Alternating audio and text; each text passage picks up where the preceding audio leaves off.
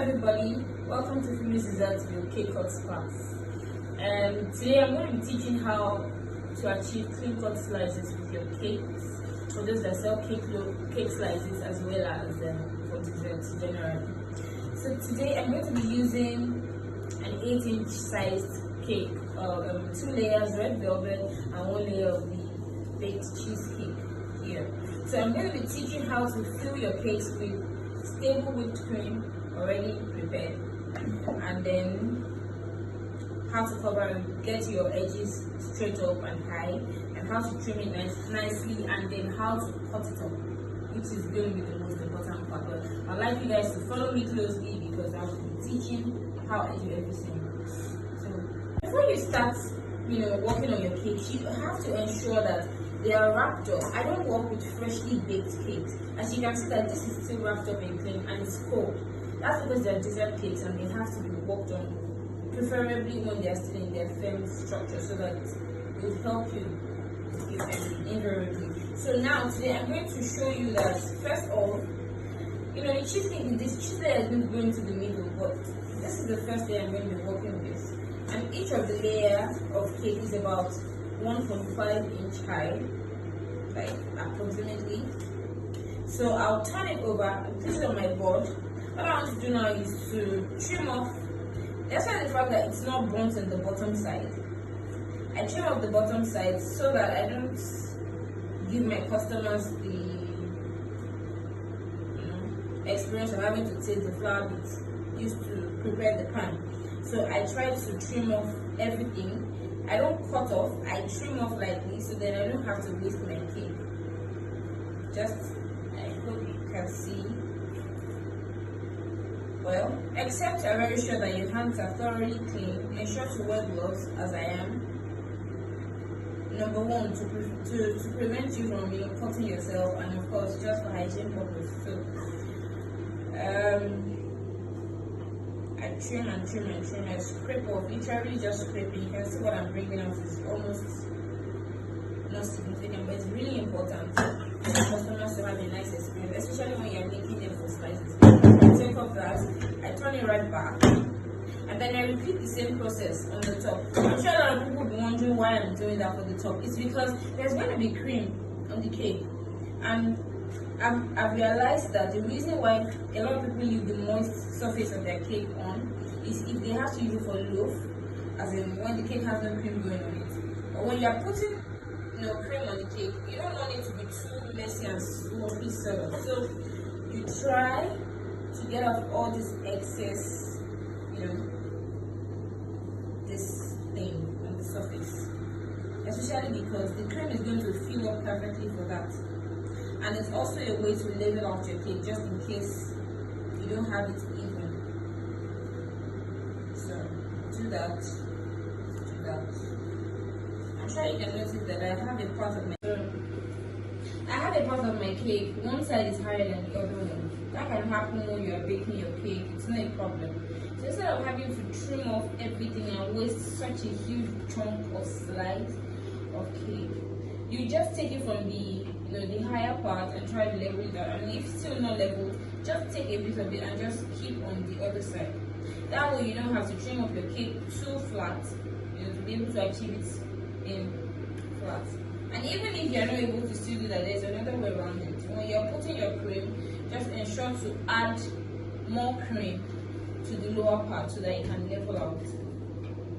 But for the purpose of this class, you should know that, especially for red velvet cheesecake, I have different methods of applying my cream, but it's about the same thing.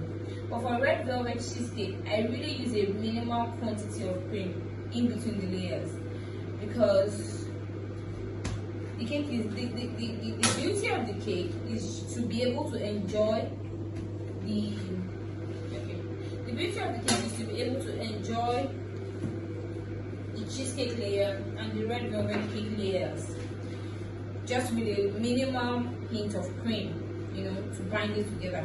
So what I'm going to do now is just to apply a little cream to bind the layers together, not necessarily to add some texture or a better taste to it. If you even take my red velvet and cheesecake together without the cream taste as fantastic. But you have to just bind it together. That's the reason why when we cut through the cake at the end of the class, you realize that you're going to see only a really thin layer of white in there. I don't like too many colors. Again, this is cream, this is red, and then this is white. So this is inevitable. So I use a little quantity, like you can actually see. So I think my cake is even a bit more leveled than it was before. And then I take my cream. You know, this is really delicate. See, it's cheesecake. So I don't hold it except when I want to turn it over on the cake. And then I don't trim this because, well, it's not necessary. So you do this carefully. I'm trying to make you guys see it as much as I can. So it's really delicate, so I have to devise another means of lifting it up. So it goes right up. And just in case you see it has some cracks, that's really not significant, really, because all of those would blend in when I'm done. But well, this is just a teaser to show you how really delicate cheesecake, cheesecakes are. Yeah, this doesn't happen all the time, but all you just do is just bind it together. That's the good part. It's well binded. So in the process of applying all the remaining cream and keeping it in the freezer to set, you see all of those will go off. And then there's one thing about working with slices. You need to get your tissue in hand, as in very handy. Sorry, like it has to be very handy. I use a lot of those because now I have a stain of red velvet on it, and I want to trim this off. I'm going to trim off all these edges because it's going to have to make you put so much cream. So, and I don't want that. So just very lightly, I'll take off all those, pointed edges. See that just pointed edges. Take it out. All the pointed edges.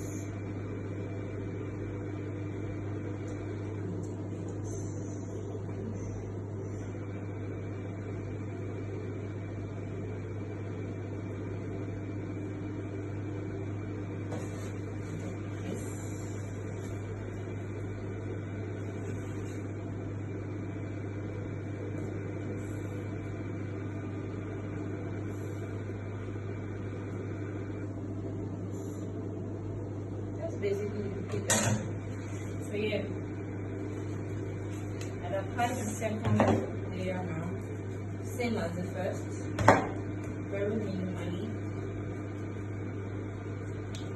You must know that at the end of your stacking, your filling and stacking, your layers shouldn't, the total measurement of your layer shouldn't really exceed about 3 inches. I don't measure mine. But I've been able to eyeball it over time. Like one of each layer is about 1 inch and a little bit. So say about 3 inches because of the parts that I have to trim off. You can see just little. And then I repeat the same process I had with the first because but this time around it's not going bottom down, it's going the other way. So when I remove it from the thing, instead of me trimming this part first, I would turn it over, okay, and then I trim the top part first because that is the part that is going to touch this other part. I hope I'm loud enough, but well, I just trim off the same way I did the first one, the moist surface. Trim it off, trim it off, trim it off. Keep my hands as steady as possible so that, see? So looking at this now, this side is a bit higher than this side, so I'll take the side that is a bit higher and keep it here. So yeah, that's it. And then when I do that, and then I check all the edges to ensure that they are not slopey, like all of those block edges. So if I have any part that is a bit slopey, all I need to do is take a little bit of cream,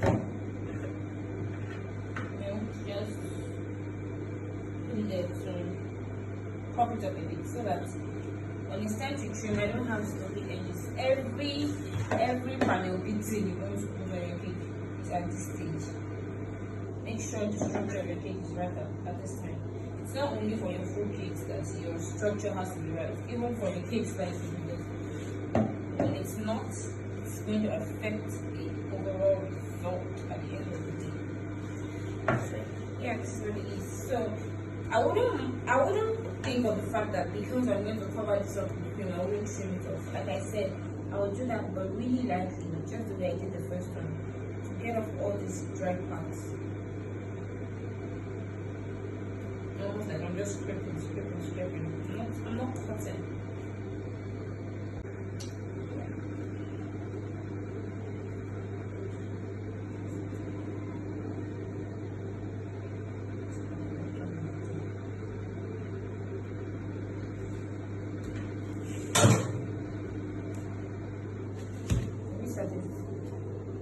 I've trimmed off the dry parts, and then I'll just apply lightly, just the way you decorate your cakes. You know, some people don't like to put cream on the surface of their cake slices. That's subject to choice. There's no right way and there's no wrong way. But I like to cover my cakes on the top, regardless of the flavor. It just gives it a perfect balance. But then I'll cover it the first time very lightly, like I'm crumb coated on the surface, and then I'll do it on the sides. The reason why I'm going to seal off the sides is because you can see that there are irregular spaces jumping out. The first thing I'm going to do before I even put some cream is I have 2 stages of trimming. When I'm trimming for my slices, I have this stage of trimming when I just finish. That's because I want to apply some cream to seal off every hole that might be skipping and might just affect what it looks like eventually. But then I have like irregular lines here. So instead of me to put so much quantity of cream, instead of me adding too much quantity of cream onto the cake, yeah, I just trim off the part of the cake that is a bit not regular. Okay? See that? So I do that. I repeat the process on all 4 sides. Very minimally though. You can see the cheese layer is bulging up here, so I'll put my focus on that part more than the other side that is okay. Remember that when it's time to trim, I'm still going to cut again, so you don't need to waste up all your cake at this stage. Okay? Like I said, I'm doing this just to make it easier for me to just apply some cream on it and just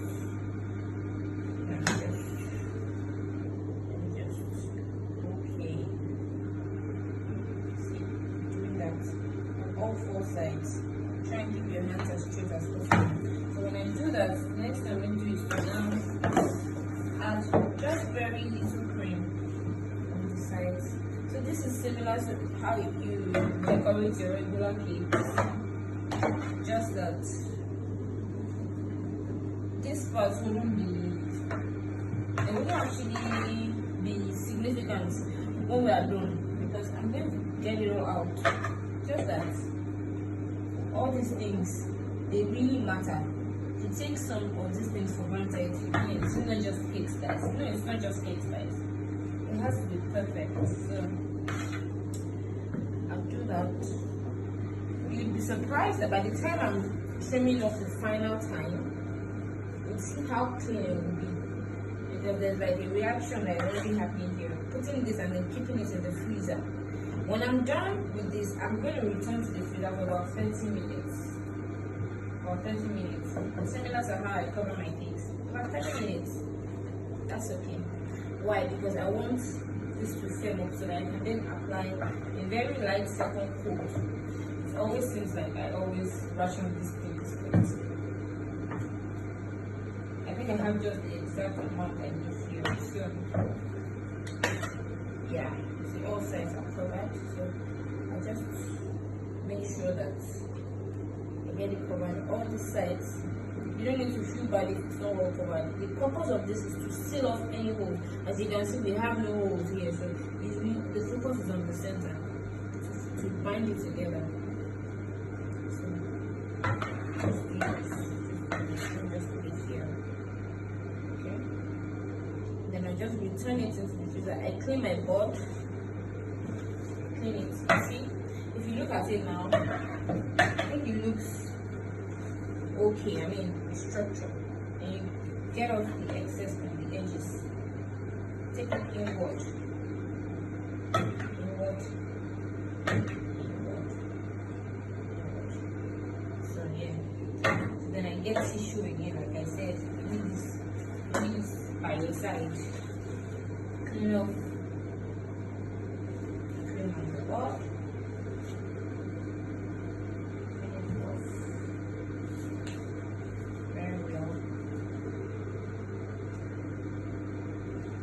Are you with me? Now, when you want to start cutting, you need a lengthy serrated knife like this, typical with a lot of bakers. Most of us trim our cakes, and this is the knife I use to trim my fondant cakes because of the circumference. It's really long, and it can actually cover, what I don't know, a good length as much as possible. It helps you to be able to do this once, not like the short knife that you have to cut, and then you have bridges and inconsistencies. So you need this. It's very important. The very strong one. It's sold in a lot of baking shops. The regular.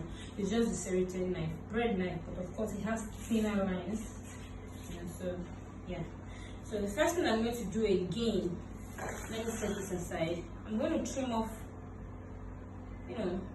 the white part here. I don't need it anymore. Remember I told you what the purpose is for. It was just to seal in the skips and the jumps on the cake, so that when you keep it in the freezer, you can have a defined cut. Okay. So yeah, let me use this so I don't create too much mess. When I do this, remember my tissue, I clean it off. I do this, clean it off. I go to the next square. Okay.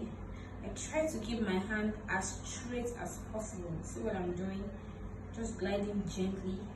And when it gets to the cheese part, I just go quickly so that I don't, the cheese part is really soft. Okay. Then I repeat this on all four sides, trying to ensure to get a clean cut at the first go, not like I have to record and all of that. Okay. So I'm done trimming the sides, and again I clean. I can't overemphasize that, because any bit of stain on your board would go right back on your cake. So it might look like it's not so relevant, but those are the little details that might really count and give you that better presentation and better results. So now we have our block of 8-inch cake that is going to cut up 10 equal slices for us. So now, looking at this now, I think it's going to be approximately about 7 inches, because it was an 8-inch and I've trimmed off all the sides. So let's see what this gives us. Sorry. Trying. Listen. See? So this is about 7.5, okay? So yeah, this is about 7.5. I don't know, it's not stationed. I can't keep it on my cake, but if you can see, I think it's about 7.5 on the mark of it. So it's definitely, if it's about 7.5, just keep this, ensure to make sure your tape measure is clean, okay? And then just keep it on the side where the cream isn't on, so that you don't touch your cream. Okay, this is 7.5, and so the half of that is going to be about 3, something like this. Yes. So yeah, I have here as the middle point. Now this is what I'm going to do. It's going to come up as rectangular cut, as the shape of my plate is like, as the shape of my plate is. So now to get that, you can't get square cut, it wouldn't look so proper on that. So this actually will do if I just cut like something like this now. Okay, I just put a mark in 2 parts. Okay, I'm not cutting yet. Okay, look what I'm doing. I'm just imprinting, and when I do that, I remove it and I clean. What I'm doing is so that when I'm ready to cut through, I have a guide. I'm not confused on where did I mark, where am I cutting. Okay, and then this is going to take about 2 inches per. Let's see what this gives us. You know, one side is supposed to be longer than the other. That's why it's rectangle. So for us to get 5 equal cuts in this one, let's see, I think it's going to be about 2 inches.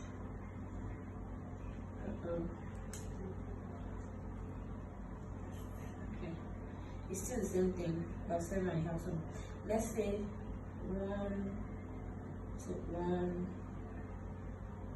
2, 3, 4, 5. So it's going to be about 2 inches, okay, per cut. 1, and then 2, and then 3. So I don't know, let me show you. Almost 2 here. See? The other part is going to be almost 2. I wouldn't make it up to 2, okay? Almost 2, so that it can be equal. So if the first one goes like this, almost 2. Okay, so I'll be working immediately, like I'll be marking both sides so that as much as possible they are equal. So this is 1, and it goes like this. I'm trying to keep my hands as straight as I can get it. I'm still not cutting, I'm still marking. That's 1. Of course, that's 2 already. So 5 on both sides. That's why I said they're going to get 10. Okay.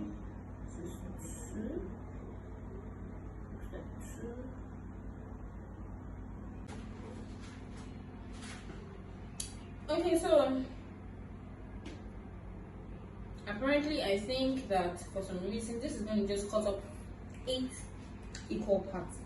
It can cut 10, but it will really be so small. And if I'm working with the standard of the size that I sell out, I think it's going to be ideal to just cut into 8 sizes. Okay, so like I said, this is the first mark, and then you go like this. First one. Okay. Now this is the second one.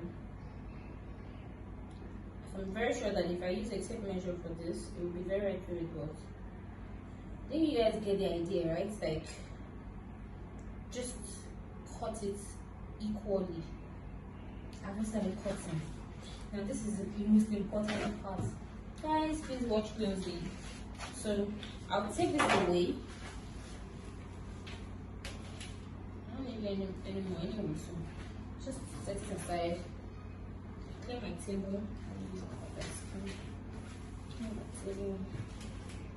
And then put this here. So I'm going to be working block per block. So see now, I have 2 blocks here, 2 rectangular blocks. So if I cut this, I'm going to set it here and turn it. I'm not going. Never you try to cut your square cut all the way from the top to the bottom, except for the initial division. If you do that, you tend to interrupt, you know, the 2 different textures of the firmer cake and the softer one in the middle, and then that's where the smell happens. So you cut sideways, and in saying that, this is what I mean. So watch. So yeah, I'll start with this first one. For the purpose of the class, I may not necessarily go through the second bit because it's the same thing I'm going to be doing. So yeah, when you do this, look at how I'm holding my knife. I go once. I don't go up and down like this, or else you will get a smooth cut. So I just go once, right, with the firmest grip, okay, all the way down. And then you'll be wondering, how are you going to remove it? You don't go up, you get an angle that your hands can go back, and then you just detach it. See that? And when you do that, you'd use the bottom of your knife, the flat part, or a palette knife, offset spatula or anything, to move off the one you're working with first. Okay? Remember, you're wearing gloves, so of course you can handle it. What you do is you lift it gently. Make sure your knife is all the way down so that it doesn't fall off. That would be a mess. So you do this, see, and drop it gently on the board, on the second board. Clean again. So now this is where it's pretty straightforward, but that's just it. So sorry, I use a lot of tissue. So I'm cleaning now because now I want to start cutting my clean cut. So I'll look at it. Remember that I've already put some imprints on it where I want my knife to go. So instead of cutting from up down, I turn it to the side and then cut. You know why? Because this and this have no interaction again. Everything is in a clean plate now. So when I go, it goes all the way down. I'm not trying to do something like this. I'm not trying to interact with. I'm not trying to do something like this. That this is going to be pressing down on this and it would affect it. So now I've left it on a clean plate. So what I'm going to do is I will just go right to the spot that I marked, still with my knife, and then I just run it through very gently. Okay. Right. So yeah.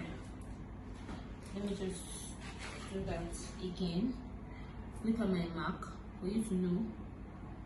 Try to keep your hands straight so that it's going to be straight all through, not like this or anything. I'm still going to trim off some to be able to fit into the bowl, this bowl, but it will just be the one that will get in, not because it's not well trimmed. I repeat the process again. Even if I have 1,000 slices to cut, this is how I'm going to repeat the process. So just to emphasize things, the final part, I've cut this through now, and I'm very sure that it's not going to fit into this bowl. Why? Because the circumference is not, it's not going like this. I'm going to lie it flat. So let's just see. I'll take one carefully. See? And then I just move this away a bit. Okay, place this here to just see if it's very perfect. I can already see that I have an uneven side here, so all I will just do is just to trim that part off. Okay, I clean it. I repeat the same process on the other side because it's a bit it's not very straight. Some people say I have OCD, but well, it has worked for me all the while, and I love it. I love the results it gives me all the time, every single time. It might seem like I'm wasting your cake, but you are not. You are trying to get something classy for your customers. So now see this. The case is clean. I'll clean it again to make sure there is no dust or anything. And then you just lift it gently. You see, my cake is very firm enough, to be able to go through it. And then I just do this.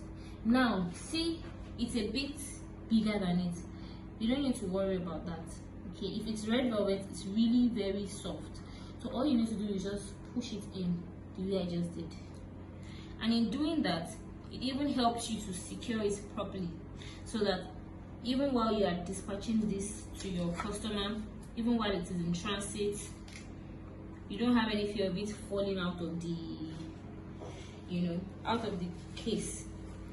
That's not good. So yeah, so that you just clean it off, any excess cream, and then you just put your cutlery carefully. final part.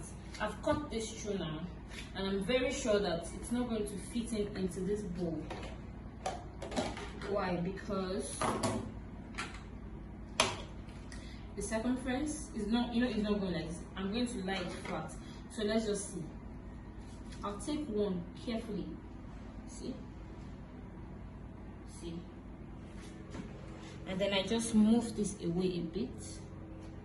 Okay, place this here to just see if it's very perfect.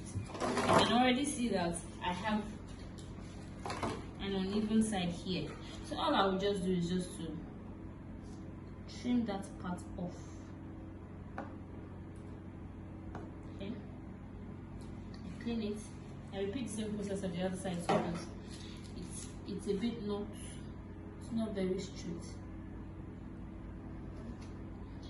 Some people say I have OCD, but well, it has worked for me all the while, and I love it. I love the results it gives me all the time, every single time.